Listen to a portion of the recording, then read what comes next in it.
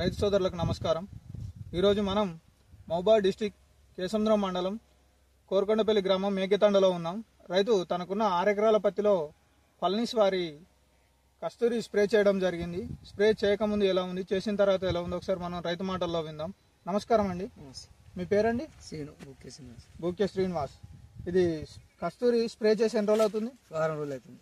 Spray చేయకముందు ఎలా ఉంది? కొద్దిగా ఎక్కువ ఉండే, హైట్ పెరగలే. హైట్ పెరిగింది. ఇప్పుడు 50 కాయలు ఉన్నాయి, పూతలు 20-30 ఉన్నాయి. హైట్ పెరిగింది. దోమలు పచ్చ దోమ, తెల్ల దోమ పోయింది. కొమ్మలు బాగా నచ్చినాయి. 50 దాకా ఉన్నాయి కొమ్మలు కూడా 50కి పైగా వచ్చాయి. ఇది ఎక్కడ తెచ్చి కొట్టారండి? ఎంకన దగ్గర తెచ్చి కొట్టా. మన ఆంధ్ర బ్యాంక్ ఎదుగునే ఉంటుంది. జై భారత్ అగ్రిమాల్ కేసముద్రం. గ్రోత్ ఎంత, మినిమం ఎంత పెరిగిందండి? హైట్ గీడు వరకు పెరిగింది. ఇక్కడ నుంచి పై వరకు పెరిగింది. మంచిగా వచ్చినాయి కొమ్మలు మంచిగా వచ్చినాయి. కొమ్మలు కూడా దగ్గర కొమ్మలు రావడం జరిగింది. ఇగో కొమ్మలు ఒకసారి రైతు సోదరులు అందరూ గమనించవచ్చు. దగ్గర కొమ్మలు వచ్చేసి ఇగో ఎలా వచ్చాయో చూడండి. పూత వస్తుంది.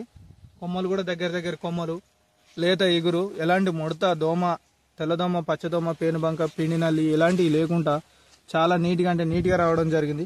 పల్నీస్ వారి కస్తూరి స్ప్రే చేయడం వల్ల మొక్క ఎదుగుదల కానీ సైడ్ బ్రాంచెస్ కానీ బాగా వచ్చాయి. రైతు మాటల్లో మీరు విన్నారు కదా ఎలా ఉందా అనేది.